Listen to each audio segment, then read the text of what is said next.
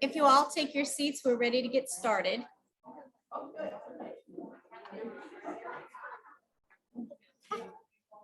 You need to say got it. I get it. Thanks, Leslie. Thank you.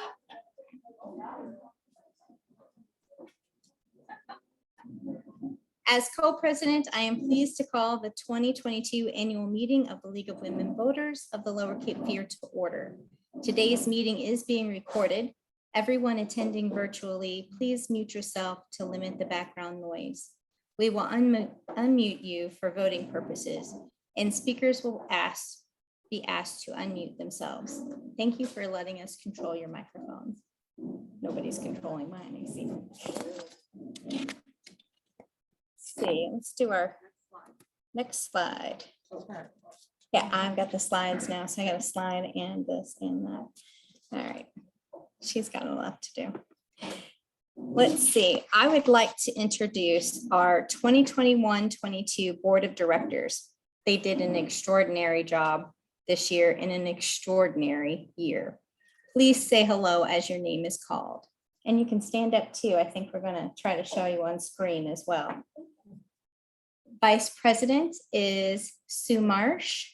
Hello. Oops, hold on. She wants to get your picture. Hold on. Technical. No, I think I'm good.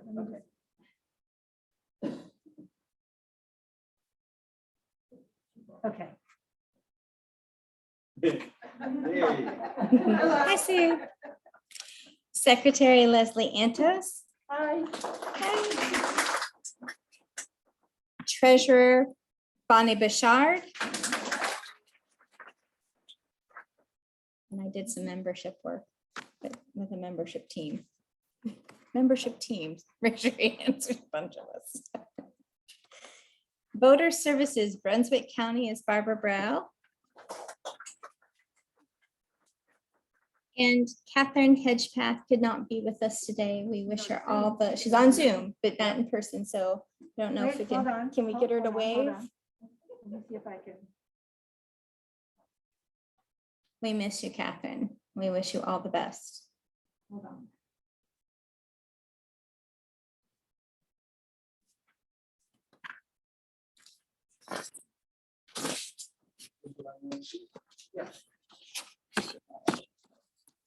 Yes, Catherine.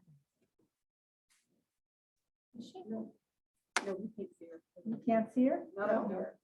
I think Marla has to be able to stop sharing, maybe. Yeah, okay. I stop can do sharing that. for a minute. There we go.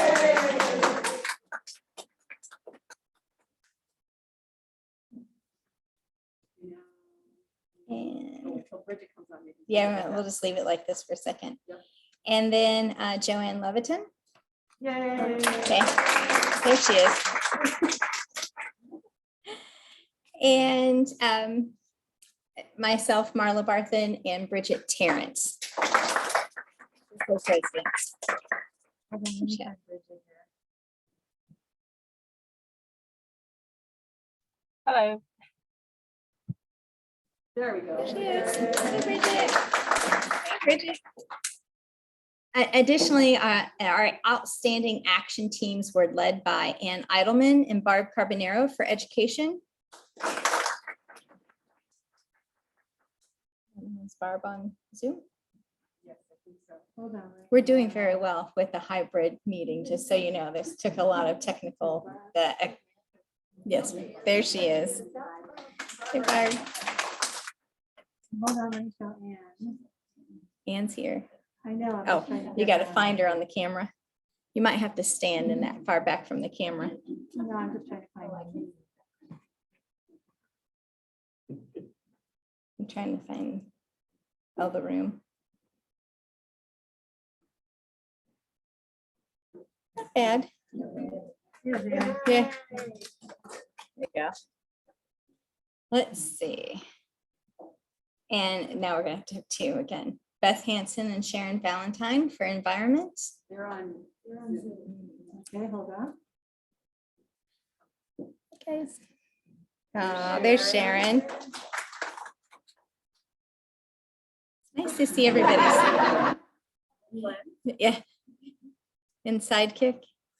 And Beth. And Beth. Hi, Beth. So nice you guys could come by Zoom too and we're able to do this. So that makes me feel better. And then I won't switch you back to Bridget Tarrant, but you could for Women's Issues Action Team. But just if you want to.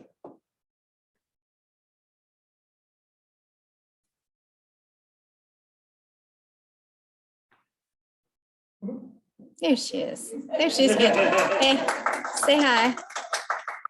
Say hi.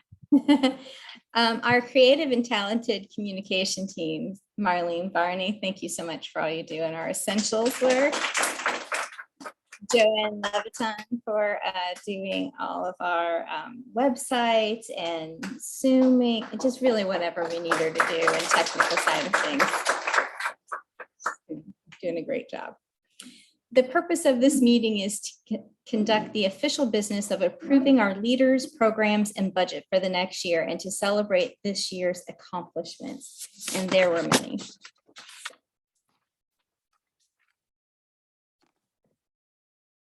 So on behalf of Bridget and myself, we would like to take this opportunity to thank you for an eventful and purposeful year as co-presidents. Despite the challenges of the pandemic, our membership continues to grow and we continue to do meaningful work. I will say in my 2 years on the board, we have grown in membership by, I think, 31 members and quite a few of them are students. So I feel like that was during a pandemic is a feat in and of itself. Didn't think that we were going to happen. Face the camera. Oh, I have to face your camera. Face the camera, face the crowd, move the microphone. It's a challenge. I will try. Okay. Let's see. Our virtual hot topics. It's a lot of stuff. So I'm not growling at you. It's just let's see. And I don't have my bifocals with me. It's okay. I have to go get an eye appointment done next on my list. I think I've got it now.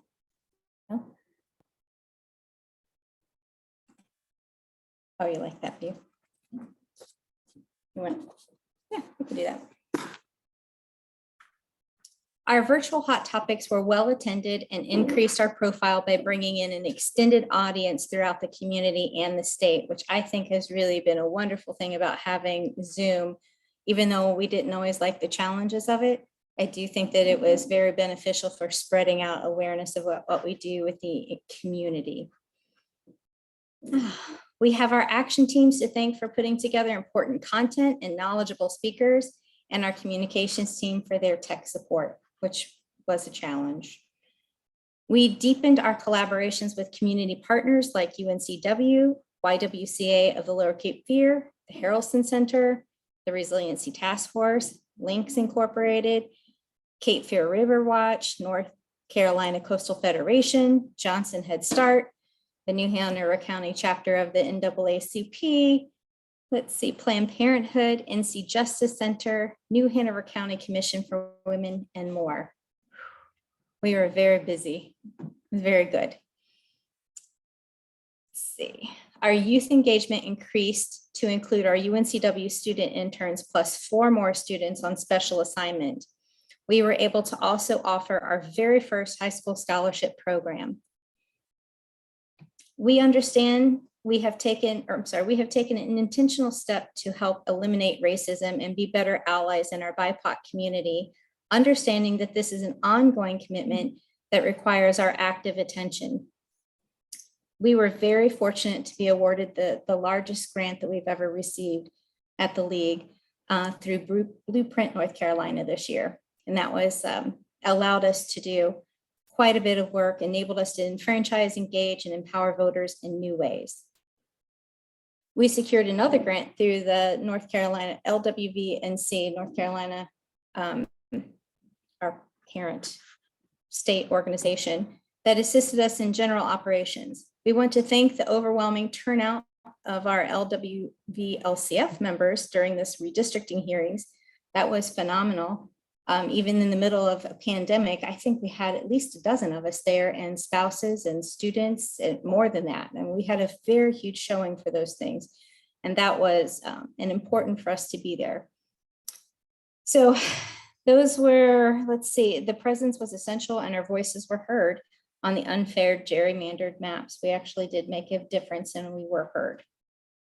Voter services efforts in both New Hanover and Brunswick County included numerous candidate forums, voter registration events, and Vote for One education. Voter services is the heartbeat of the LCF, and we want to encourage our members to take part in the numerous activities. It takes several members to cover the territory of our counties and to be present at so many venues.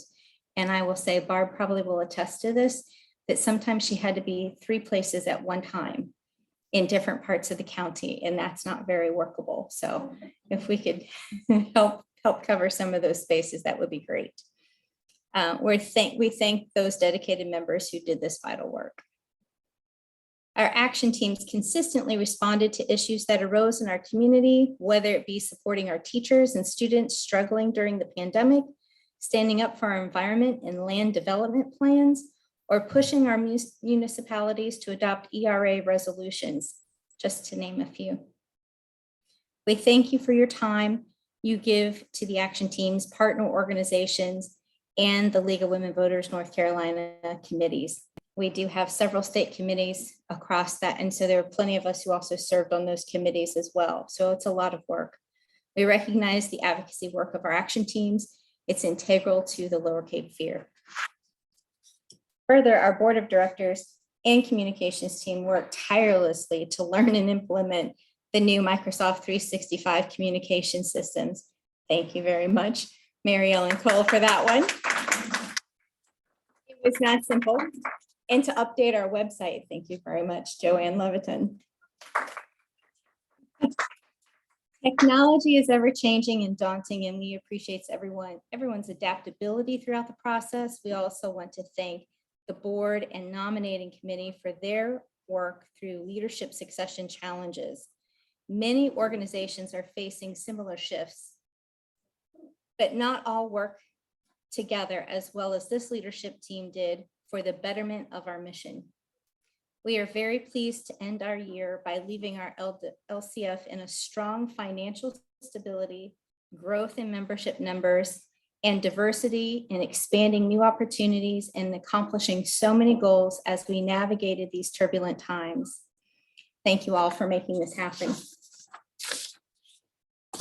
I'll probably leave you with one challenge, just as I read to you. One of the things that we really worked on over the last couple of years is adopting our diversity, equity, and inclusion policy, and also making it financially available for everyone to, or away. Somebody's, is that yours, Tom? Someone's from this child. I'm going to keep going. It is a challenge in our community, especially as we look at where we live in 1898 and the legacy of 1898. And one of the moments that I'm most proudest of is how we navigated through addressing our own history with the League and how we function inside of this community and how we are important in stepping forward and making positive change and transformative change. So I just encourage us all that that's something that we're going to have to continue to work at and to be present and to make sure that we're meeting the folks where they're at and also working inside our own league on our own selves. So I think that will be my last thing that I have to say about diversity, equity, and inclusion. Let's see. At this time, our Secretary Leslie Antos will give the arrangements report. So today there's 28 people here present at the Arboretum. 13 are joining us on Zoom. So we have a total of 41 members attending the annual meeting. Our official number of voting members right now is 153. So the quorum that we need is 39. So we do have a quorum.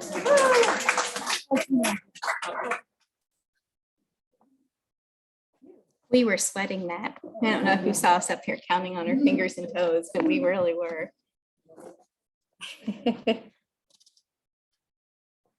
Let's see. Now that I don't have to worry about all the troubleshooting of that, it is customary that the minutes of the annual meeting be approved by committee, by special committee soon after the meeting. The 2021 annual meeting minutes were so approved by committee and the board. The process for approving our minutes means that 3 members read the minutes, which are sent to you by the secretary, making any corrections, and then return them to the secretary. Could I please have 3 volunteers to read and correct the minutes of the annual meeting? You can do so by either clicking to raise your hand if you're on Zoom, and then into your reactions or participant screen icons at the bottom of your Zoom page, and Joanne can state your names. Is there anyone in the room? Oh, yes. Randy Clegg and Clarice. Do we have a third one? Oh, wait, I have a hand raised. Jenna Albritton. Oh, thanks, Jana. Thank you. I'll send you the minutes. Okay. We will now come to the voting part of the program. Several motions will be presented for your consideration. At this time, Sue Marsh will present the proposed bylaw change for Article 9. We need to share screen to put that up. Oh, sorry. Need help?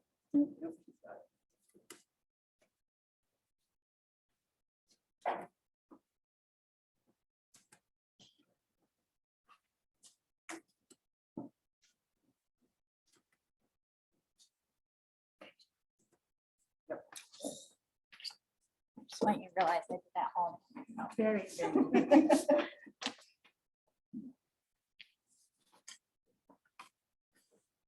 An online copy of the proposed law change was emailed with the annual meeting program.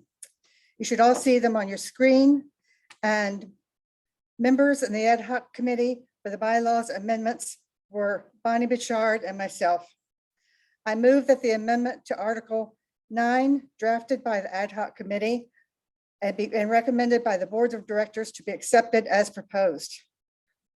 Joanne, will you stop sharing the slides? You're sharing. Oh, you're fine. Oh, okay. You want to do it for her? Yeah.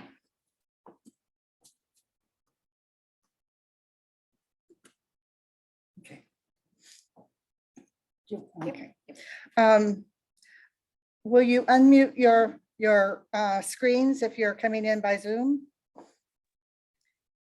As this motion is recommended by the board, it needs no second. Is there any discussion? Yes. This doesn't mean that 2 signatures are required for each other. Merely that you have alternative signatures, correct? Correct. Just repeat the question. She was asking, it doesn't mean that both signatures have to be there.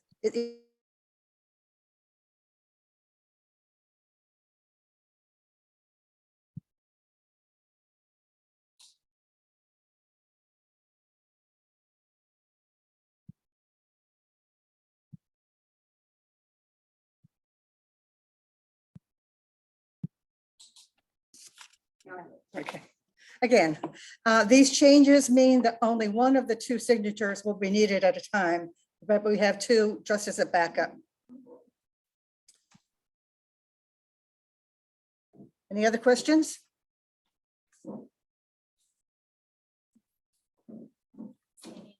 Yep. Oh, wait, Bridget has a question. No, I didn't know if we voted yet. I missed No, that not part yet. because you guys went to mute. Okay. Sorry. Sorry, we just That's accidentally hit the button. Hearing no further Hold on, discussion. wait. Jana has a question. She says, nothing new here other than one does not have to be a president, right? Right. Right. So yes. So they- Correct. That is correct. Did they hear you, Joanne? Yes. Okay. Should we just raise our hands in reactions because people can't unmute Yes, I think themselves? that's much Okay. better. All right. Just raise their hands. Don't unmute. Oh, she said, have them raise their hands, not to unmute. Is that okay? Okay, thanks. And was there any other questions in here? I thought I saw. Go ahead. Just curious, a lot of nonprofits do make sure that there are 2 signatures on checks. That's not part of the league expectations. Not on each check. It's one or the other. We do review everything every month, so you wouldn't get away with it very long. Hearing no further discussion, it has been moved that the proposed bylaw change to Article 9 be approved. All those in favor of the motion to approve the bylaw change as proposed by the Ad hoc Bylaws Committee and recommended by the board, say aye. Aye. Or raise your virtual hand. They are. All those opposed, say nay. You guys will want to lower your virtual hands now. The motion passes. Thank you to the committee for your work on this project. Representing our budget committee, Bonnie Bouchard will now present the 2022-23 budget. Bonnie, please present the budget. Can you share the budget? I will.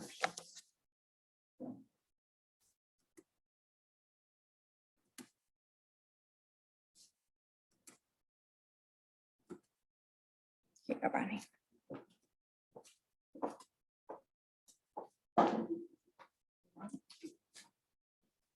You will find a copy of the 22-23 budget in your program as well as on the screen.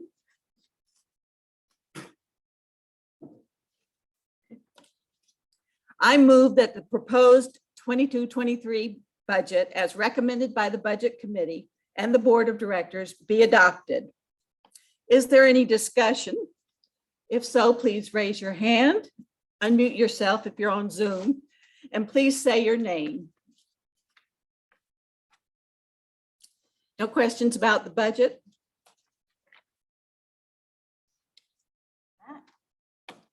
Straightforward this year.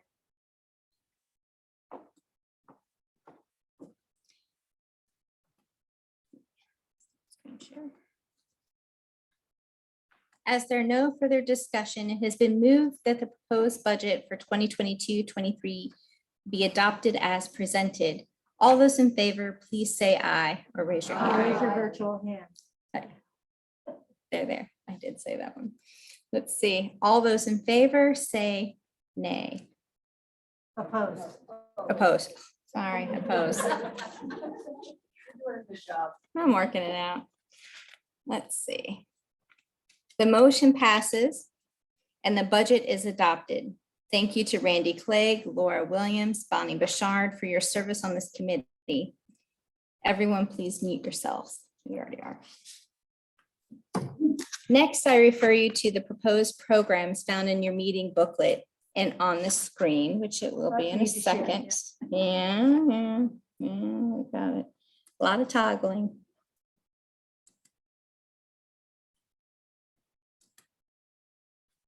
There we go.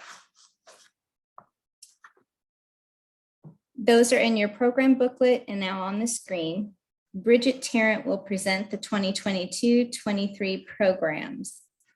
Do we want to, how do we, Hold on. just wondering if I should, do you want me to stop sharing? You're Or, okay. oh, I know what she's doing. Never mind. There's a way to do this so you can see Bridget on screen too.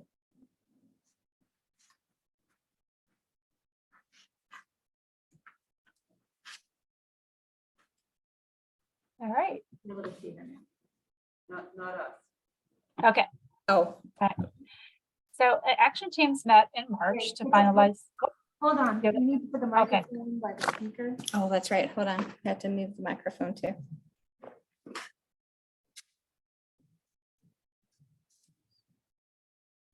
Kind of test that for a second, Bridget. All right, and you guys here? Yeah, good. All right, so the action teams met in March to finalize their proposed goals for the upcoming year. And today we will approve the programs for 2022-2023.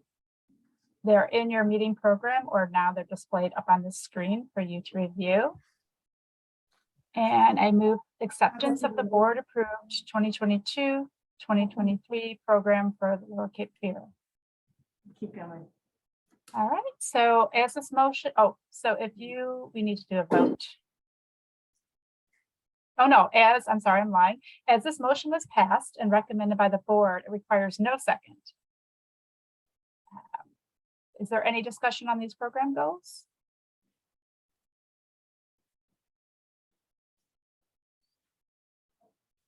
Anybody in person? I don't see anybody online. Nobody in person has any questions? Okay, Yes, hold on.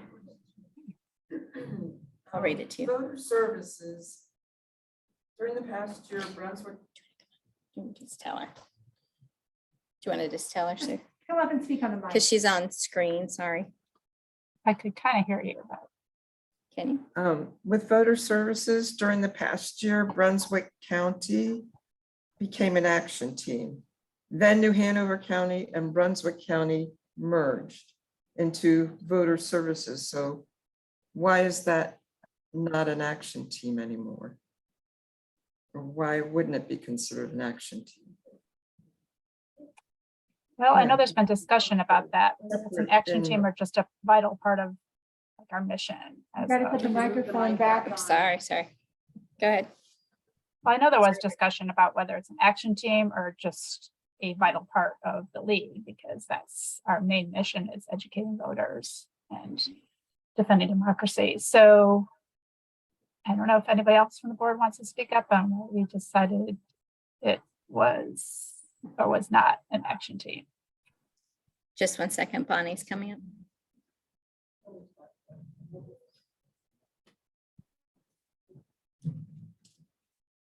I don't have the bylaws in front of me to read them to you, but the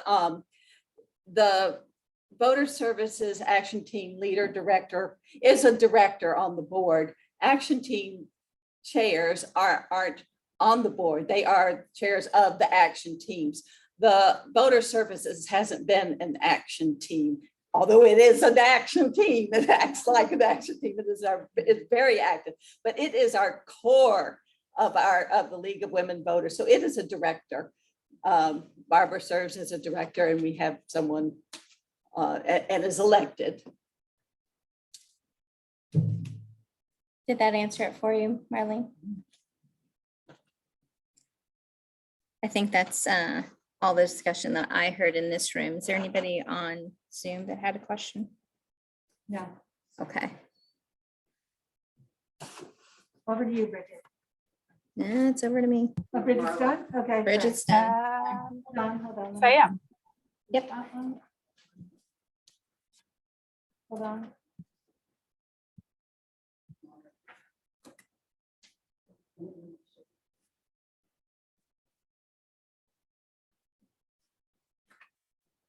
I just need to change my view really quickly. Here we go. Hearing no further discussion, it has been moved that the proposed programs for the 2022-23 be adopted.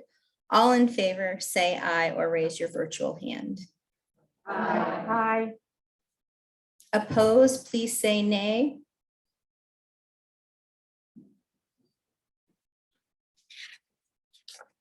The motion has passed and the program has been adopted. Everyone can please mute yourselves. Ann Parvin, the chair of the nominating committee, will read the report of the committee. Let me just move that to another slide so you can see it.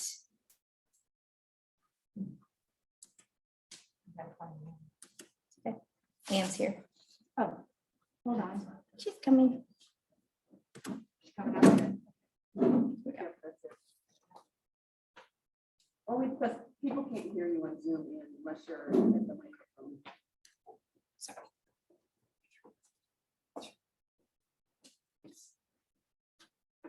Okay.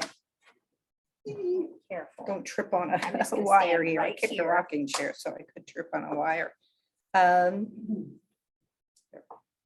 The slate is found in the annual meeting booklet and is now posted on the screen. And it is up there. As your name is called, the nominees are asked to say hello so that they will be highlighted on our Zoom screens. This is Ann Parvin. Here I am running for treasurer. I'm nominated for treasurer. And Sorry.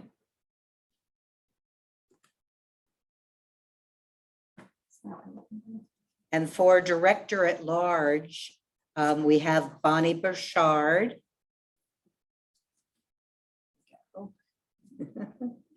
Director at Large, Randy Clegg. Here you go. Director at Large, Nancy Garland. Director at Large, Linda Higgins. Director at Large, Joanne Leviton. Ta-da. And Director at Large, Sue Marsh. The nominating committee for next year is usually a chair of the nominating committee and a member at large, and then somebody from the board that is appointed. So 3 people on the nominating committee.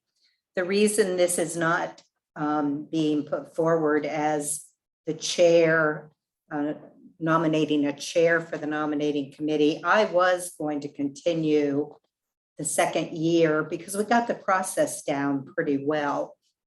But as we were finishing up, wrapping up our work, nobody had stepped forward for treasurer yet. And I decided I would go ahead and take on that role. So it left us, with the need to find somebody to take on the process and continue the process. But we have some experience and, hope somebody will step up and the board will be able to appoint somebody. Okay. And to that end, we now open up the floor to nominations from the floor. And if there is anybody either on Zoom or that's present here today that would like to volunteer to be the chair for our nominations committee or to be a member of that team, it's a 1-year commitment. It is not a board commitment, so you don't have to go to the board meetings, things like that. But I mean, does have work involved in it, trying to help us with the succession for next year. So it's very integral. Do we have any nominations for the nominating chair for next year? Anybody on Zoom would like to volunteer to be the chair of the nominating committee for next year? This coming year. Hearing none, do we have any volunteers to be a member of the nominating committee? Not chairing it, but being a member of it for that 1 year. Anyone on Zoom?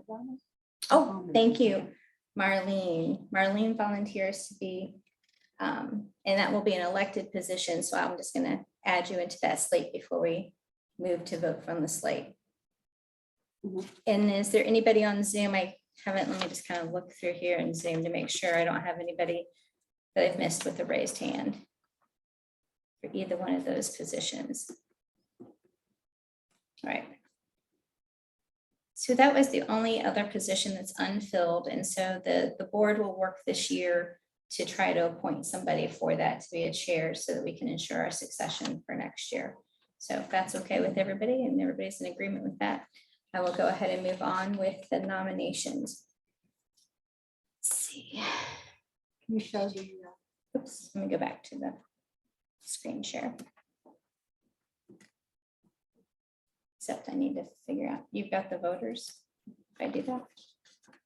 Usually I stop sharing screen so I can see the voters. No, you're just gonna do this. You got it? Yeah. Okay. All right. Let's see. I'm just scanning through. If there are no further nominations, the nominations are closed. did we ask for nominations? Yes. You did that. You and I were talking. Yep. The nominations are Treasurer Ann Parvin, Director at Large Bonnie Burchard, Director at Large Randy Clegg, Director at Large Nancy Garland, Director at Large Linda Higgins, Director at Large Joanne Leviton, and Director at Large Sue Marsh for the next year, 2022-23. And for our membership I'm sorry, for our nomination team member will be Marlene Barney.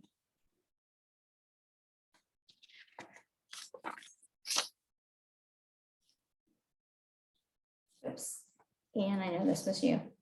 Can I move or can I not move to accept it on? You're always Copy. jumping. Thank you. I'm like, I think it has to be somebody else technically on Robert's rules. On behalf of Anne and the rest of the nominating committee, I move acceptance of the nominating ballot by acclamation. All in favor, say aye or raise your virtual hand. Aye. And all opposed, say no, nay.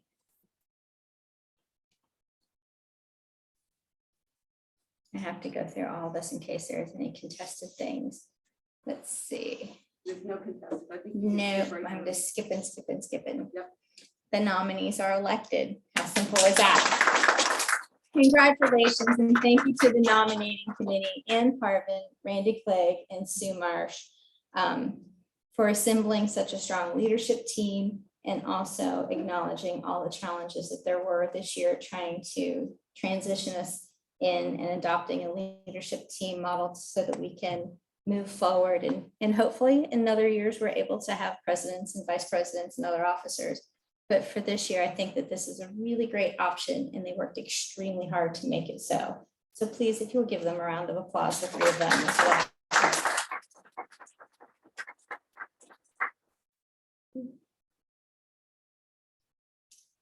Please welcome your new board. Well, I already did that kind of, but you can welcome them again if you want to. All right, so now it's time to recognize the efforts of our action teams and standing committees. As the League of Women Voters of the Lower Cape Fear has accomplished so much this year. Let's see, I think we're going to start with education. Anne is here, thank goodness. Anne Eidelman, this makes it so much easier for me when you're here. Do they need Another jumping board.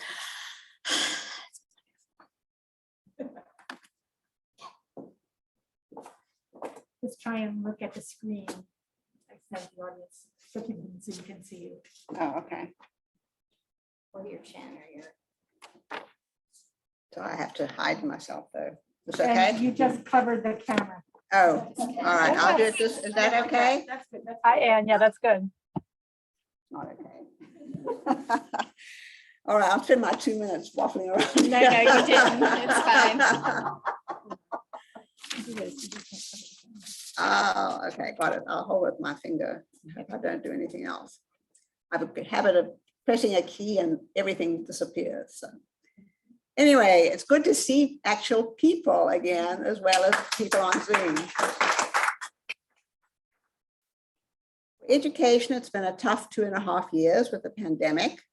We continue to advocate for the big issues like better mental health support in the schools, better access to quality early childhood education, and a quality education for all students, no matter their zip code. But the accomplishment we'd like to highlight was our Teacher Appreciation Project. We know that without effective teachers, we cannot accomplish any of our education goals. And being able to hire and retain good teachers has become a real concern due to the stress of teaching during the pandemic and the antagonism that's been shown from some member of the public that has surfaced in places like school board meetings. In New Hanover County, we've even had the Proud Boys show up to some of our school board meetings. Our action team discussed ways that we could show our teachers how much we value them. We recognize that the wealthier, high-performing schools usually have stronger PTAs that organize many teacher appreciation events during the school year. Meanwhile, the high poverty at-risk schools do not have the resources to recognize their teachers in the same way if they have a PTA at all. So we decided to adopt Johnson Pre-K, which does not have a PTA, where all students are living in poverty or have other risk factors. And the principal at Johnson shared with us that she had been trying to find an organization to adopt her school. So now we need to thank all of you, the members of Lower Cape Fear, for your generosity in making cash or in-kind donations that allowed us to organize teacher appreciation activities for February, March, April, and then many small events for Teacher Appreciation Week in May, culminating in a luncheon. We wish that you could have been with us to experience the gratitude from Johnson staff members when they came into the media center where we held their luncheon. Every one of them expressed that they had not been shown this level of appreciation in the past and how much it meant to them.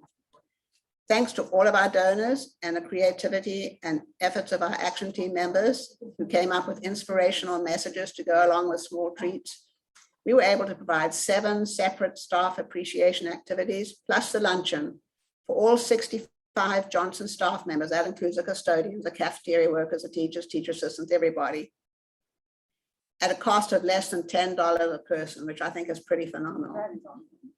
So we look forward to continuing with this project next school year. Our action team welcomes any Lower Cape Fear members who are interested in education to attend our meetings. They're still currently held by Zoom on the 3rd Thursday of every month at 10 a.m., except there will be no meeting this month because I will be traveling as of Tuesday. Bye all. Well, Congratulations. Travels, I think everybody is traveling pretty much. Some people are leaving, some today, Joanne is, everybody's leaving. Annual meeting, everybody leaves town.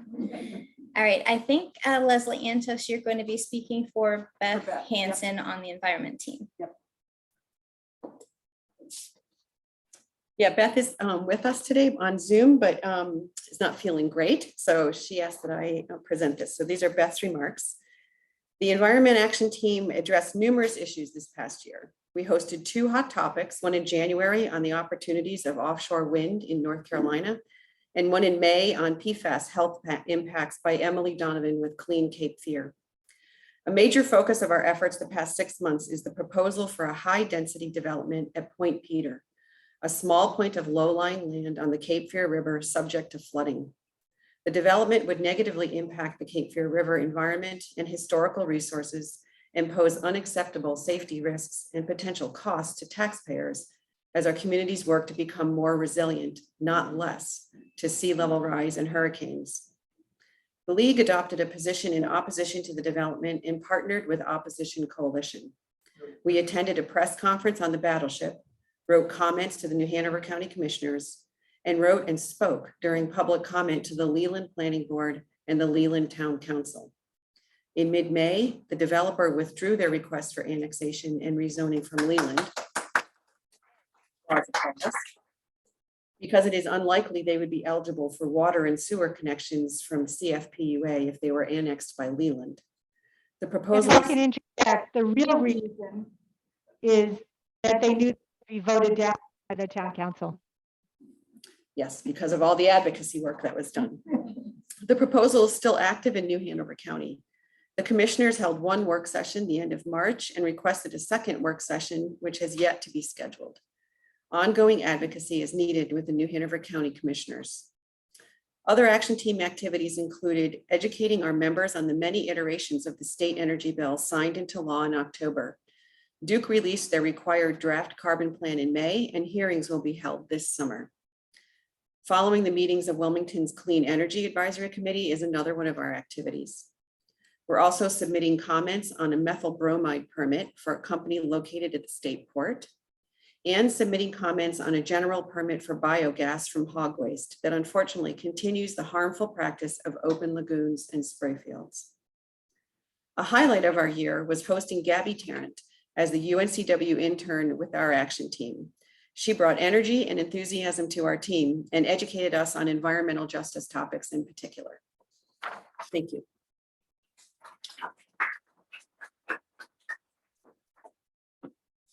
And I'd like to welcome up Sue Marsh, who's going to be talking about Fair Elections Action Team. All of our teams are doing great, right?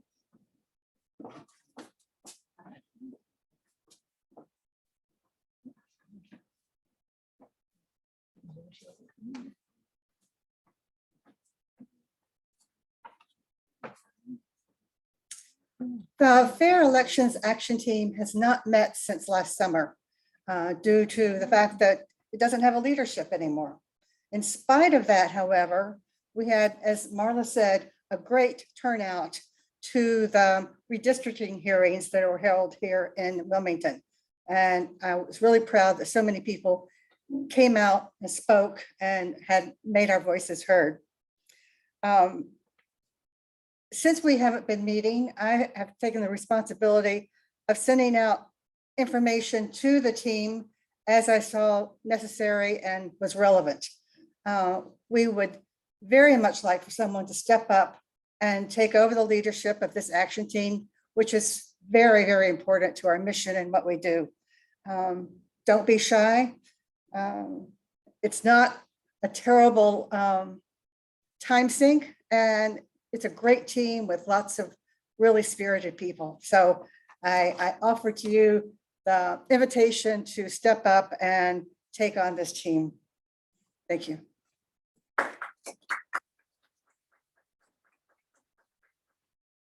Yes, I'll add that there were initially out of the hearings, there were only 10 counties that were pinpointed out of the 100 that we have. And New Hanover, our teeny tiny county, was one of those counties. And we had such a huge showing at Lumina Theater initially. And that was, I want to say we probably had about 10 of us that got up to the microphone and spoke and addressed our legislature that was there that came. And I thought that was really impressive. And I was very proud of everybody getting up and doing that. So it does take us to a bit to show up, stand up and speak out. So always proud of us for that. All right, I will move on to Barb with Voter Services, Barb Burrell.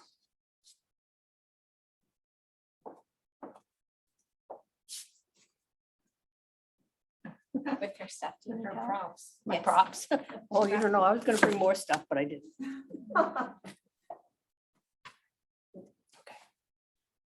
Okay, well, as everybody knows, voting is at the heart, as we were told. You're a little shorter. Dave. Sorry. Sorry, I didn't wear Sorry. my high heels. Because I would have tripped. Okay, we all know voting is traditionally the heart of the League of Women Voters. And when it was first founded in 1920, it was called a mighty political experiment. And so I think we're still experimenting, but designed to help 20 million women carry out their responsibilities as voters. And just one little aside I'd like to make is sometimes people come up to us and say, well, how come you don't have any men in your organization? Or how come it's just about women voters? And what I say, and I could use some thoughts from other people, is that it's a historical tradition. This is the way it started. Women weren't allowed to vote. And we've grown since then. We definitely have male members. We have male leadership. We really want to encourage men to vote and participate as much as women, but we want to keep that historical piece alive and for people to think about women gaining the right to vote, becoming political leaders. So that's what I happen to say to people who wonder why we don't have men in our title. So if you have any ideas about good things to say back to people, I think that gets them thinking about the tradition. Okay, obviously voter information, registration, casting ballots is at the heart of what the League of Women Voters is all about, and especially through our voter services teams. And as mentioned earlier, we've combined the Brunswick County Voter Services team with the New Hanover County Service team. So we meet every month. We think together about ways in which we want to be organized and get information out to people and encourage people to vote. Recently, we attended at both New Hanover County Board of Elections meeting and Brunswick County Board of Elections meeting following the canvassing, which we were encouraged to do by the state to make sure that there was no hanky-panky or anything else going on. They did a good job. We have wonderful boards of elections, but we do attend them and having us sit there, especially with our shirts on this last time, our purple shirts with our white, that let them know we were watching. It was a good job. This past year, we have held local election candidate forums in New Hanover County. Carol Ellis, Carol is here. She was. She's way in the back. Oh, you're right in my blind spot. Carol had a wonderful voters candidate forum with I believe it was co-sponsored with the National Association of Colored People, NAACP, in New Hanover County. We had 5 forums in Brunswick County because we had all the little towns and large cities having their own elections. So we had 5 candidate forums there, 4 of them live and one a brand new one in Sunset Beach. That was a Zoom one, very greatly attended. Lots of people watching through Zoom, and we've got lots of compliments for that. So hopefully with about 25 communities in Brunswick County, it's tough to reach all of them, but we did have some great luck that. We've also passed out voter information and sought to register people at fairs, at farmers markets, and other events throughout the counties, the 2 counties, especially in Brunswick County. We have lots of festivals, little festivals in the towns that we've gone to, and had a great time talking with people. My favorite thing is to pass out my vote count stickers. People love them, and it makes them smile. Oh yes, I want one of those. So I'll keep doing that. And hopefully if you all want some my vote stickers to take places, please do that. I'll get you some. And our major activity is our vote411.org program that at the state national level. And what this program does, it gives people the chance to go online. They can confirm their voting location. They can check if ID is required and see what personal ballot will look like. They can also get information on all of their candidates who agreed to participate in the program. So it's important that we get the candidates to participate. And I'd like Madeline, who has been our Vote 411 director this year, to come up and stand with me. And if she wants to say anything. Her efforts to get the candidates to participate was extremely successful in our 3 counties. We also have Pender County, although we're not as organized there. Yes, yes. There we go. I had a lot of help. She was wonderful. It's very complicated to get started, to get it all online and get the candidates involved and all. But once you learn how to do it, it's not that difficult. And she's so wonderful with the candidates. Of course they'll participate and they have to learn how to put up all their information about themselves, what's important to them, their careers, and then they have to answer some policy questions that we have. And we have very broad policy questions. We don't have any direct gotcha kinds of questions, and they really seem to appreciate our questions. And then people can just go online, put in your address, and it pops up everything you need to know about, where you elect, where you can vote. And for the primary, if you want just Democratic candidates or Republican candidates, or both, you can see them. So it's down right now. It'll be going live again as soon as we get all of the candidates in the general election who have a contested race up. And so I'm not exactly sure when that's going to be started, but we've given out lots and lots and lots of our vote411.org bookmarks. So if you want any, going to any event, let me know. Oh, well, I'm sorry. Well, I'm here and then I'm. This is hard. This is really hard. It is hard. Would you like to say anything? Just that we had, I kept track of Brunswick County Oh, right. and New Hanover County, and we've had really good participation. One of the sheriffs, I think it was in New Hanover, actually the sheriff that won his primary, called me up one time at night. It really surprised me. And he said, "Oh, I didn't get my questions answered. The deadline's tomorrow. Can I have my assistant send them in the morning?" I said, "Oh yeah." I mean, I didn't tell him. I just made up that deadline. I mean,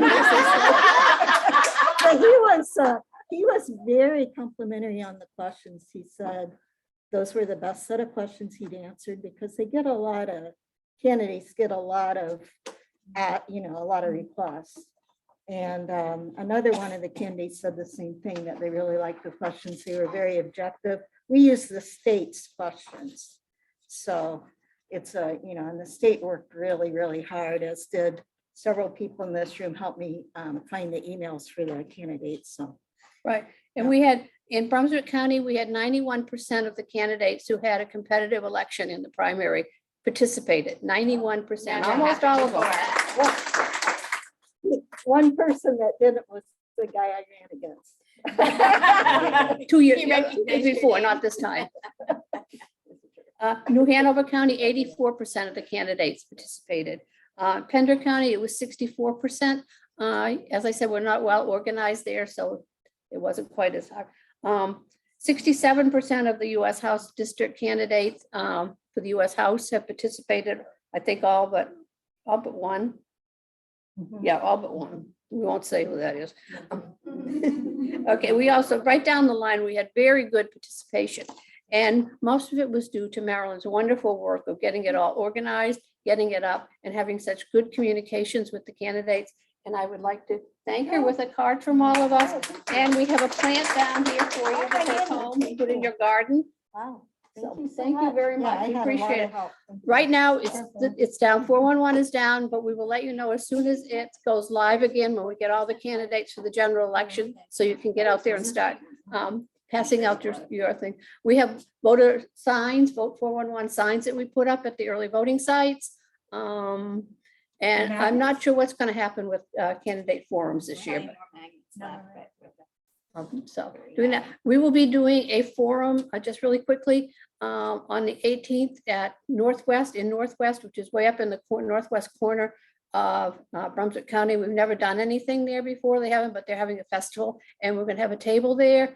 It's from 10 to 6, and unfortunately I cannot be there, but Sue Ann Rice is going to be heading it up. So anybody would like to volunteer to work some hours, and they're great fun. You get to talk to lots of people, pass out the stickers and give them information, answer their questions about why men aren't part of our league and things like that.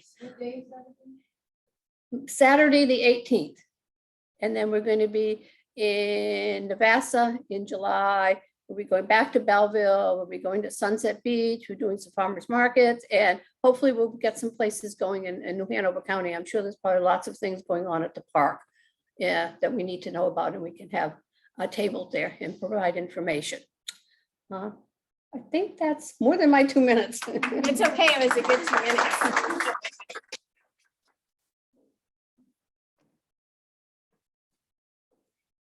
I'd like to mention in there as well that Catherine Hedgepath really was very instrumental in stepping up and helping out this year and taking over New Hanover County. As we had shifts and shortages, I tried to cover that one as best I could, and with the students, I mean, couldn't have done it without the students' help for sure. But being able to have Catherine and helping us bring in our folks with the Women on a Mission with our YWCA Lower Cape Fear group, they were so instrumental in coming in and helping bridging some of those gaps and sending us folks. I mean, there's so many partners that are involved with that, like Link. And so we did our National Voter Registration Day. It was very successful at the Harrelson Center. And so we passed out a bunch of lunches and got to talk to a lot of people. So, and we had so many of us from the board and throughout the league show up for that. It was really kind of a fun day for National Voter Registration Day. So we are present and we are there. So please, I mean, as much of you that want to jump in there and get out at farmers market. I think farmers markets, you really handled the corner on farmers markets for quite a while. Well, Brunswick County, that's good. Yeah. No, there's a lot. There's a lot. You will not register very many people. Not everyone who comes up is already registered, but they need information. They're looking for information. And so, Barbara, you need to come to the microphone.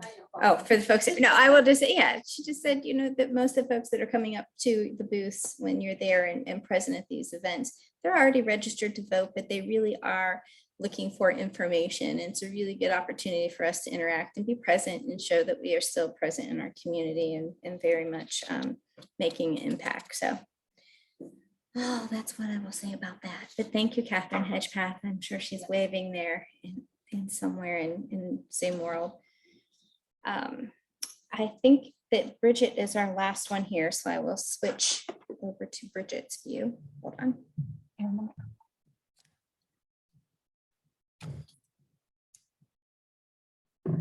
All right. You guys hear me?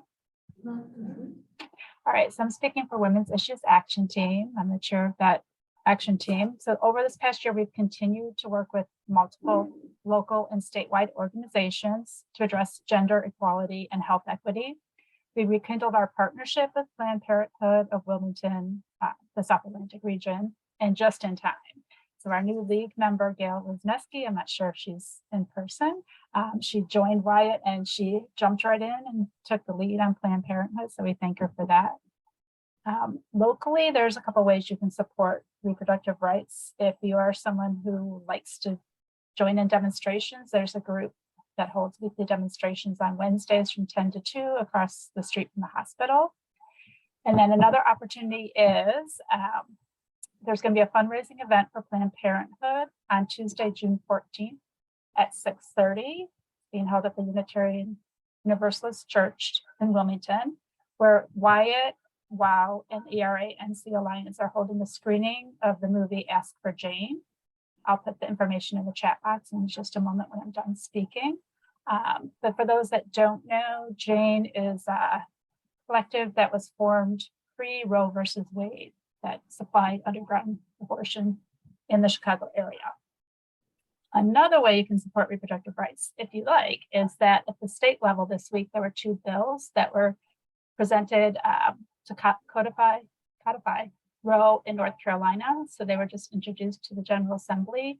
I will actually put that information in the chat box as well. So we just are asking people to call their legislators next Wednesday, June 8th, between 12 to 2, and talk to them about why you support these bills that would codify Roe in North Carolina. That way, whatever the Supreme Court does, we would still have reproductive rights here in North Carolina.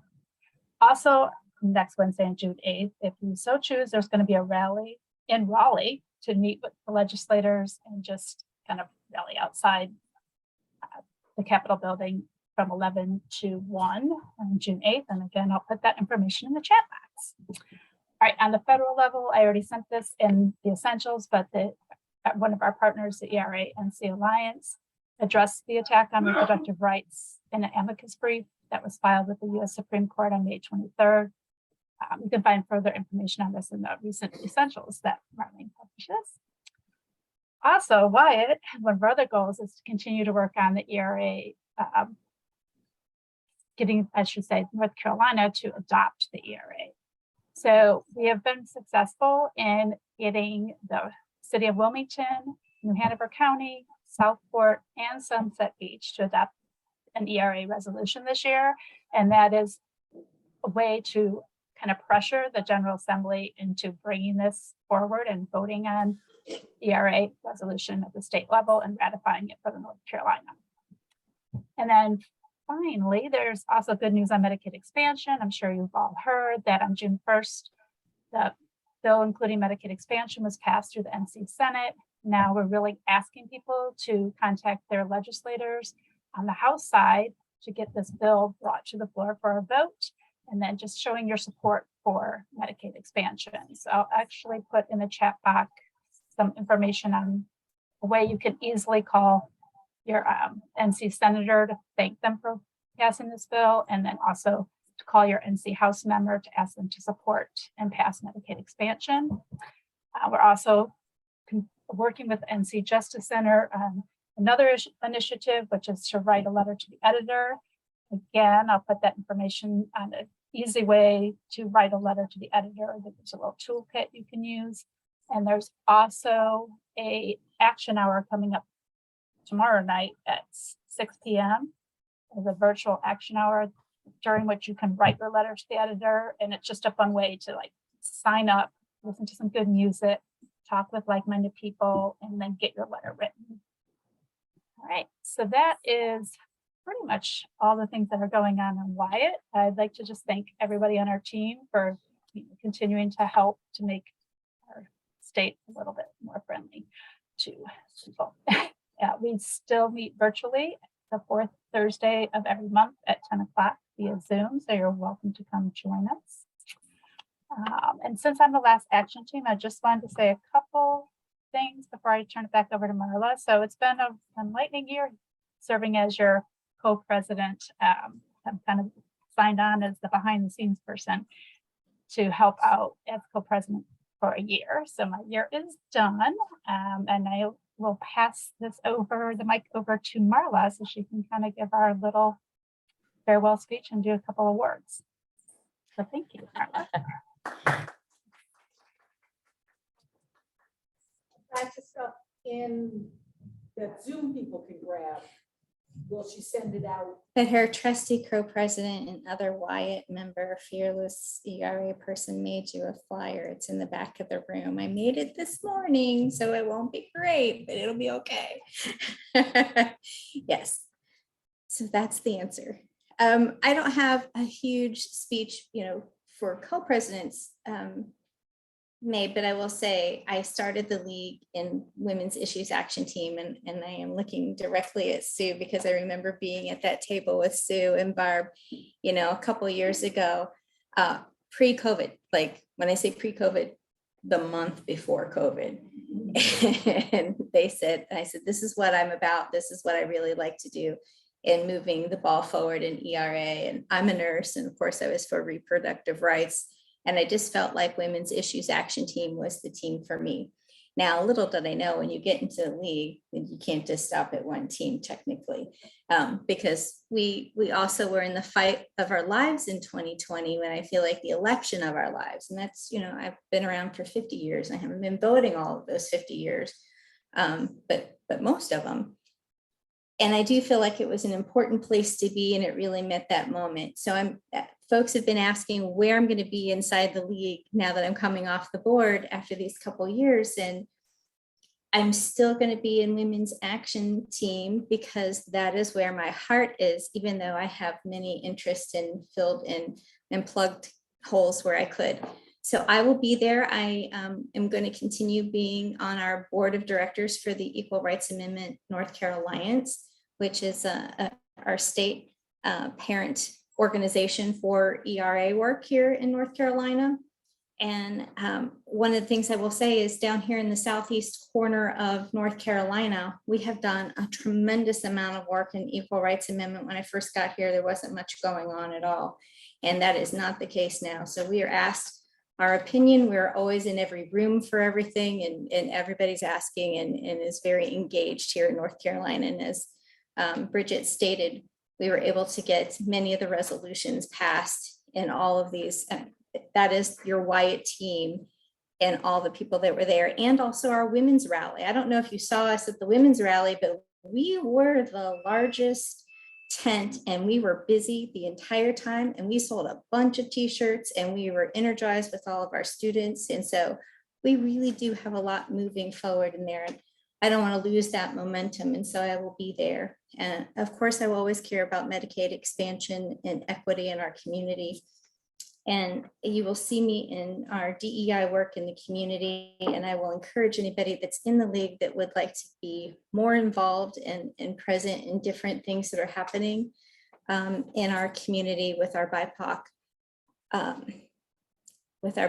citizens and franchising folks. If you ever want any assistance or just a meeting buddy or how do I get plugged in, I'm always a resource for that.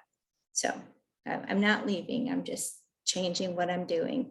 And as I want to say two things that were really, and I'm not gonna, maybe I might tear up, I don't know. Two things I will say I'm very appreciative for this board this year. One is it was a very tough year health-wise, and I appreciate the permission to step back when I needed to. And when I took on a very big job that worked many hours, that you helped cover some bases, and I didn't have to plug every hole that happened. It was actually a very big team effort and nominating committee and everybody that stepped up to do those things. And then as we approached the anniversary for the Nurses Week and the losses that we suffered, and I don't talk about very much, but hit me very personally and also with my friends and colleagues.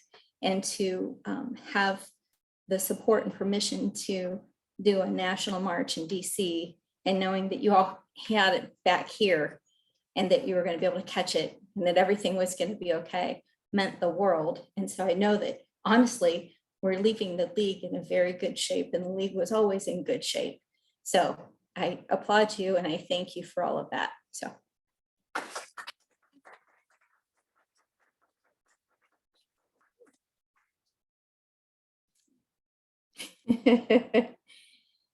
One of the things I really do want to talk to you about, though, is our youth leadership. And since we don't have any of our youth here, because again, we're in June 4th, I want to show you a few things that we have.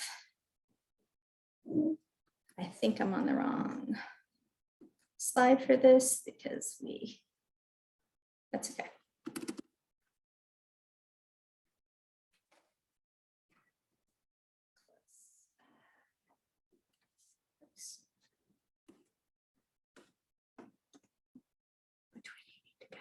I need to go back to the beginning. We're on slide 9. It's okay. I think we were close. I think if I go. Go to slide, yeah. Yep. Thank you. So as I said earlier, one of the things I'm most proud of is the relationships that we've built with UNCW. And if you weren't aware, I know that I had a really great conversation with Carol Roberts about how long that the league has been trying to engage our students. And that really started through the membership committee last year and just taking that on as being an internship preceptor. And that was just something that I had experience doing in teaching and bringing in youth. And so I just jumped in and just did. I don't know. I would love to tell you how I retrace those steps, but I don't know. But it has grown over the last couple of years. And so much so that we started last year a recognition for our students to give them something, an award. But this year we had so many, we couldn't just choose just one. So it really wasn't fair with them not being here for you guys not to enjoy and see all the beautiful work that they did and showcase their work. So if you'll allow me, I just want to let you know some of the students that we had. So our UNCW students, we thank you for your energy and your enthusiasm because they had a lot of that to give. Mia Todd has already graduated, I believe, this year. And she is the daughter of one of our members, Deborah Todd, who is the director of our Girl Scouts of the Cape Fear, something Coastal Pines. Yeah, Cape Fear Coastal Pines. And so she did a great Adobe Spark, and we'll get that loaded up onto our webpage so you guys can see it. But it was really, we get challenged with technology and then they just go and they can just do it. So that's what happened. She did a great Adobe Spark that showed the history of the league. It's a nice little run through. We've used it in a couple of presentations that we've used with students so that they can get introduced to the league. Here's one of my favorites, Paris Rogers. If you were not there for Fragile Democracy, it is on our YouTube channel and I encourage you to watch it. If you want to see a student knock it out of the park and really show up every single person in this room of how to do something when you're doing a commentary between both, who was there? Everybody agreed? Phenomenal, phenomenal, phenomenal. She actually was not slated to even be part of that program. She was going to attend, but we had somebody who got sick and couldn't be there. And she pitched it, and I've never seen somebody do it better. She should. And I asked her, I said, what is your goal? What do you want to do in life? She said, oh, I'm going to run for president. Great, Paris Rogers. And Gabby Tarrant. This is Gabby with Leslie and Beth on the environmental action team. She was really, but I heard Beth say she had a lot of energy that she brought to their team, but she's a poli-sci major. And when she reached out and she said that she wanted an internship, it's kind of surprising. She's also Bridget's daughter. And so Bridget said, Marla, you got to take her because she's probably not going to want to be an intern with me because she doesn't want to hear me tell her what to do. And I said, it's really not what internships and mentors do, but okay. So I reached out to Beth and explained how to do it. And Beth said, yeah, just guide me through the process and I'd be glad to, because I didn't really have a huge understanding of everything that goes on in the environmental action team. And that was where her heart was. And everyone has spoke so highly of what Gabby has been able to bring to that. So there's Gabby. Madeline Carpenter, another one of my favorites. Madeline was one of our interns in the first semester. This is something that I will tell you now because she's already graduated and out of the area. When Madeline came to me and applied for internship, she was one of the students who spoke up about the discrimination that is being shown by some of the professors, by one particular professor at UNCW. And so it was her and one of the other students who created a petition for the chancellor to look at that discrimination and the way that that person was speaking and talking in the community. And it ended very badly for that professor. But at the end of the day, you still speak up and speak out when you need to. And so I applauded her for that. She was a little bit nervous starting back to school because, you know, things had happened and that professor's no longer with us.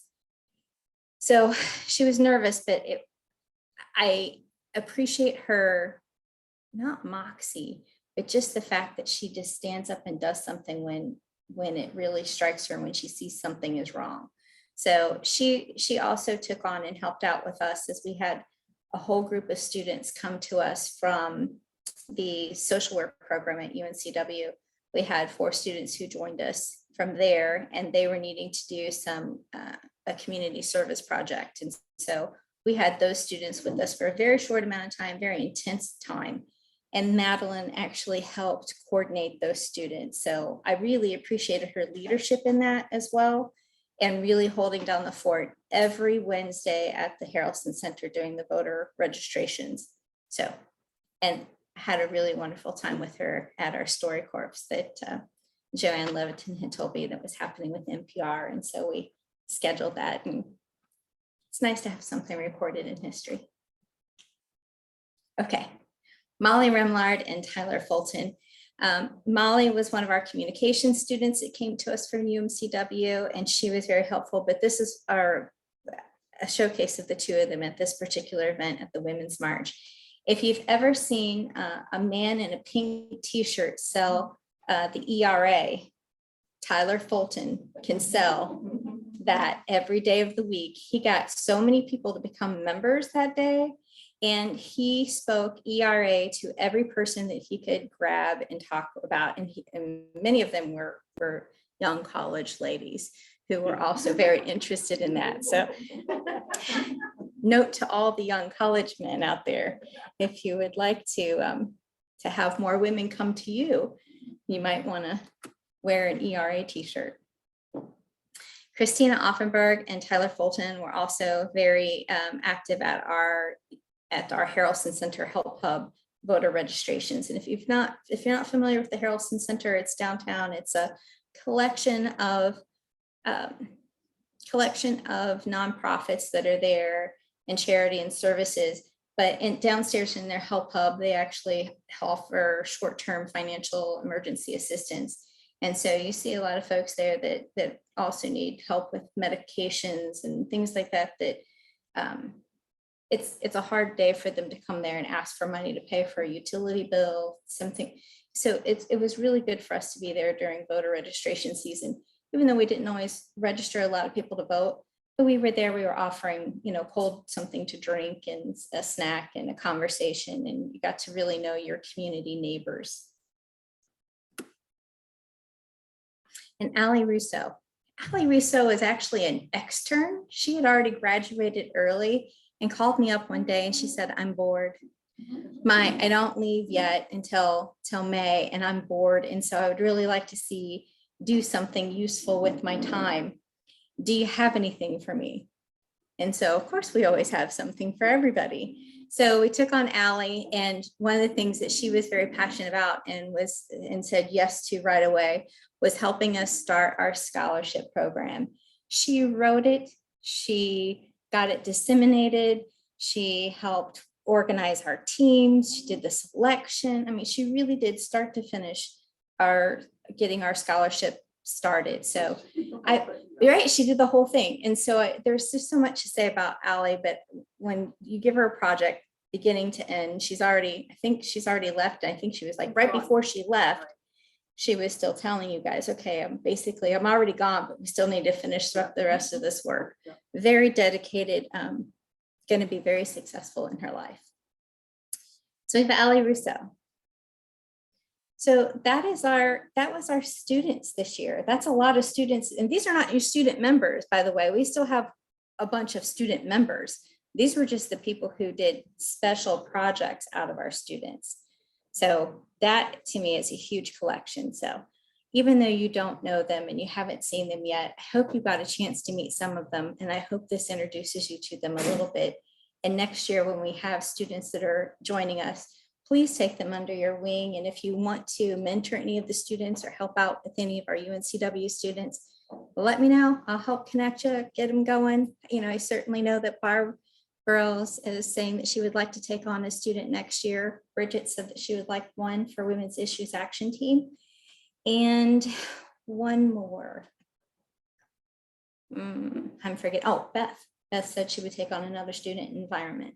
So pick a topic. It doesn't have to be specific. That they can also be general. So if you have some time to give and you want to mentor a student, obviously they put together some quality work and they contribute a lot to our league. And we need to continue this on with them. So that's, they were just great. I didn't show that one. Let's see. That was it. Oh, this was a fun one to meet the students. If you ever want to know how to do TikTok or Instagram and you missed that, I think we have that. I don't know if we have that taped or not, but that was a well worth it little demo that they did for us. That was a fun night in Trailblazer. And that's all I have.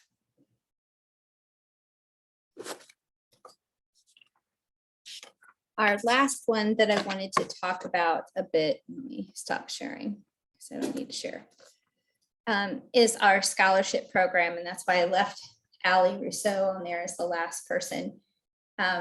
She helped get all of our scholarship stuff disseminated to all of our high schools. And she also was very present when we did a workshop with our Girl Scouts. And Girl Scouts have always been a partner of the League of Women Voters. And so she did a great presentation with the Girl Scouts, and Bridget and I were there for it. And really, Bridget and I didn't do any of the talking. Allie did all the talking. And you know what? Those Girl Scouts were very engaged. They were the older group of Girl Scouts. And so one of those Girl Scouts actually applied for our scholarship, and she won. Tegan, is it Longenberger? Say it again. Lofenberger. Thank you so much. I didn't mean to, do that one. But she was planning on being here with us today and couldn't make it. But Tegan, I don't even have her applicant. You do have it? No, but I can do it. You want me to whisper? Yeah, if you want to talk about You want it. me to Thanks. whisper in your ear, or do you want Yeah, me to just? Okay.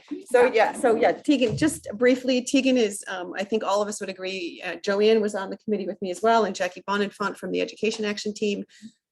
She's a star. So she attended Isaac Bear Early College and took full advantage of the opportunity to take classes at UNCW.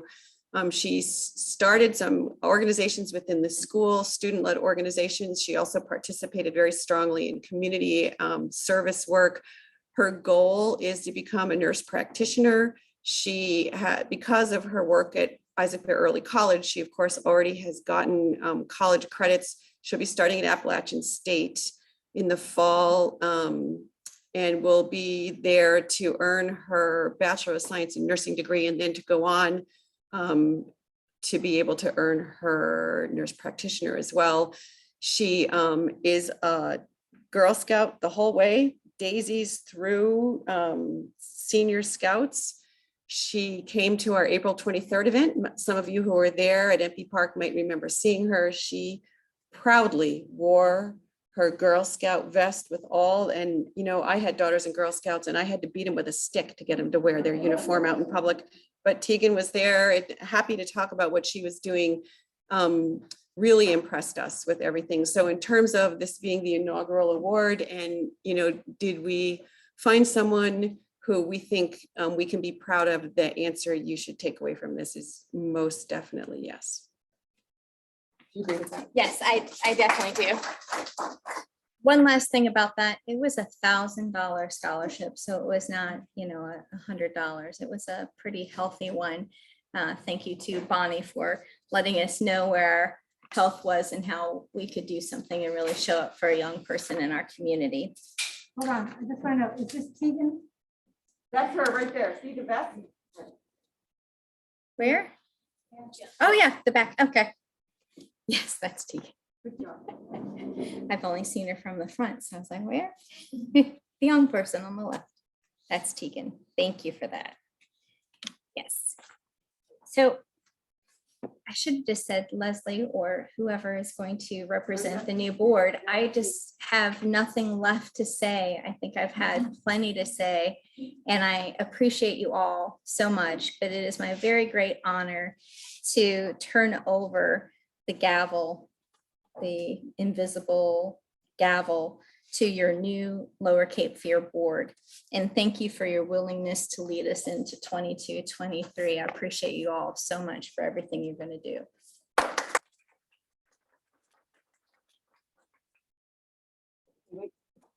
Okay, wait, so yes, no, I'm back again. So as a representative of both the previous board and the new team, I have the opportunity to accept the invisible gavel from Bridget and Marla.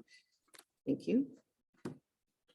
Okay. And to also thank them for their leadership over the past 12 months. So we clearly owe so much to Marla and Bridget, to the goals that they set for us and their leadership over the past 12 months. They helped us navigate towards success in so many arenas, as we've gotten a chance to hear. From the start, they've led as a team and have worked to be clear, concise, and comprehensive in how they fulfilled the role of the presidency. And my personal belief is that one of the strongest hallmarks that we can see from their leadership has been how consistently positive they have been about the difference that LWV LCF can make in our community, and their confidence in our ability to succeed at anything we try to do. So we recognize the gift that they've given us in that. We're fortunate that both Bridget and Marla are planning to be active members of LWV LCF, and especially, as both have noted, in the Wyatt area in the coming year. So we'll continue to benefit from their experience. And as a small, like really small token of our appreciation, we have some plants to give to Marla and Bridget as a special reminder of this annual meeting in the Arboretum. So now you have to walk, we have to try and walk by the camera so Bridget can see too. Bridget, I'm dropping this off at your house later today, okay? Actually, Bridget's is different. Oh, Bridget, yours is different. Oh, that's very lovely. So yeah, we hope that this will help you at least for this summer to always remember how much we appreciate you, and then we'll see how it goes. Okay. Okay, and now with regard to your new board, we want to make it clear to everyone that we know things are different without having a president and vice president, but we're hoping that in some ways we can make it be better. The people that you have elected today to be part of this new leadership team feels very strongly that we are going to work together to find our way to lead not only in the best way we can, but in some ways, hopefully make some improvements in how we communicate with you and get things done. So discussions are already underway among us. We kind of assumed everyone would get elected. So we kind of jumped the gun a little bit in terms of starting the ball rolling. And so we already have timing to meet again ourselves this month to determine our key objectives and the direction for the coming year. Without a named president or vice presidents, we know that our first priority will be to outline the collective responsibilities that this team has to you, the League of Women Voters of the Lower Cape Fear, to LWV North Carolina, and to LWV US, so our parent organizations, and to formally determine how we will work together to share and fulfill those responsibilities. We've already agreed that we need to communicate the results of our meeting to you, our fellow members, as soon as they are available. And we know that in addition to explaining how our team will work, we will also be sharing specific areas where member participation is needed and will be appreciated. So we already have an idea of the things that we need to be able to do as a team, and we will be working together to allocate those responsibilities in a defined way and to communicate that to you. But we also believe that one of the outcomes is going to be that we'll see places where maybe short-term places, a month where we need a member to step forward and help us to bridge a gap in something. Maybe some slightly longer term things where we would also benefit from having members step forward to help us. And so that will also come out of these meetings that we're having at the end of June. So now, as we, before we leave this part of the meeting, we'd like to give anyone here, Zoom or present here with us, a chance to share ideas that you may have about priorities or emerging issues or concerns that you have. We've seen through the action team goals and programs for 2022-23 and heard from the action team leaders what's going to be happening in the action teams. And now we'd like to open the discussion to anyone who has some additional thoughts or suggestions. So the floor is yours. You can raise your hand if you're here. You can raise your hand on the Zoom. You can unmute yourself. But this is your chance to share with us anything that you think it's important for us to hear.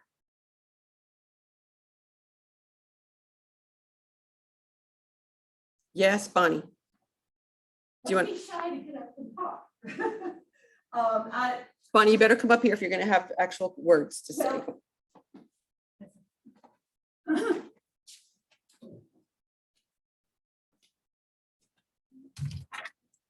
Try Bonnie, fall over the mic.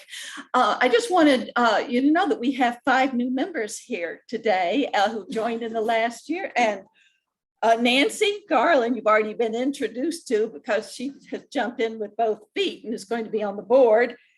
And Joy Gunther, right over there.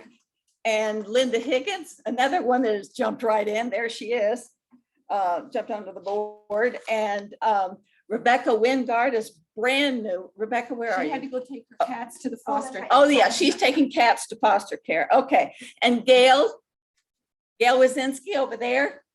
She was a corporate trainer. I'm so impressed. But a lot of talent coming on board here. And one other thing is those Fragile Democracy books are free. And Marla had a great idea of perhaps we have a lot of extras and you can perhaps donating them to the school libraries and putting a note in them, something personal there. So I don't know, maybe the Education Action Team would have some ideas about how to do that. Okay, thanks, Bonnie. Any other questions? Zoomers, do you have any questions? It doesn't look like it. No, right? Okay, so anytime that you have a concern or a question or a suggestion, please feel free to reach out to the board with your input. I think that we're almost to the end, everybody. The last couple things, I might need some help here from either Bridget or Marla. This is our announcement section, and really there's only one.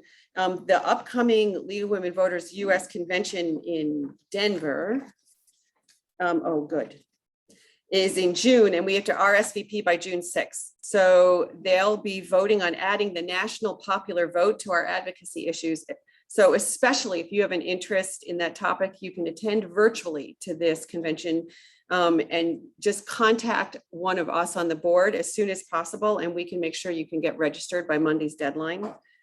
Medicaid expansion passed in the North Carolina Senate this week and now needs to be passed in the House. Please urge our representatives to support HB 149, and information will be in the chat and a flyer for those in attendance. And then we've gotten the flyer as well, and I think the information's in the chat about the screening of the film Ask for Jane. It's on Tuesday, June 14th at 6:30 at the Unitarian Universalist Congregation Church of Wilmington on Lake Street. Wyatt is co-sponsoring this look back at how a group of women aided others in obtaining safe abortions pre-Roe v. Wade. If any of the community would like to gather a little early to socialize and discuss how we can advocate for women's reproductive rights, the doors will open at 5:30. Remember, the showing starts at 6:30, and all donations will benefit Planned Parenthood. Okay, I think that's it for announcements, and Bonnie's going to close us out. You ready, Bonnie? No. Hold on, everybody. Thank you. Oh, Yeah, sure. Excuse me. yes. I had one question. Okay, come up, right, come right up here. Coming in, I'm wearing orange. Yes. This is the weekend of gun Gun violence violence. awareness.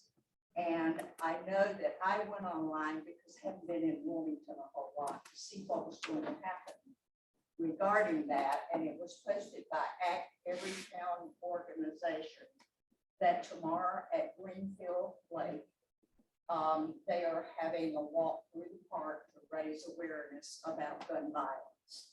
So wear your orange at least, if that's something that you Yeah, want.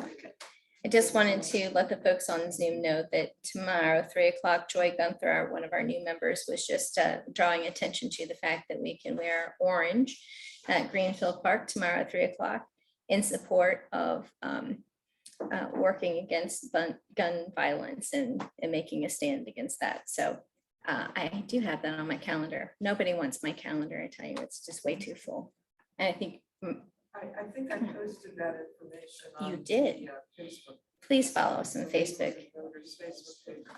Yes, definitely follow us on Facebook. We try to put up a bunch of great information.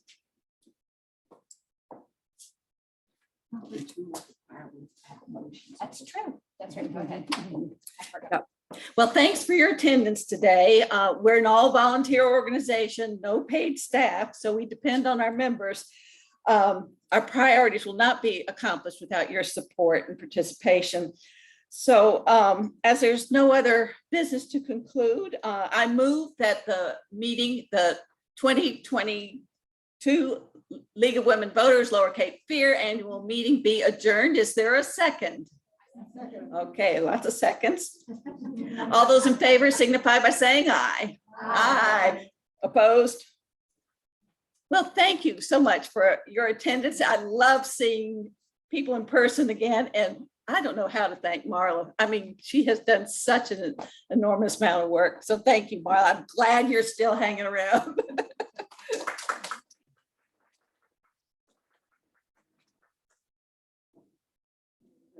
Did anybody, one of the things we offered was a tour of the Arboretum following the meeting. We thought we were gonna end at noon, but does anybody want a tour of the Arboretum? Yes, okay. If you want a tour, that's good. Just hang out here. I'm gonna change into better shoes. And tell them there's no restrooms back there. Yeah, there are restrooms over here.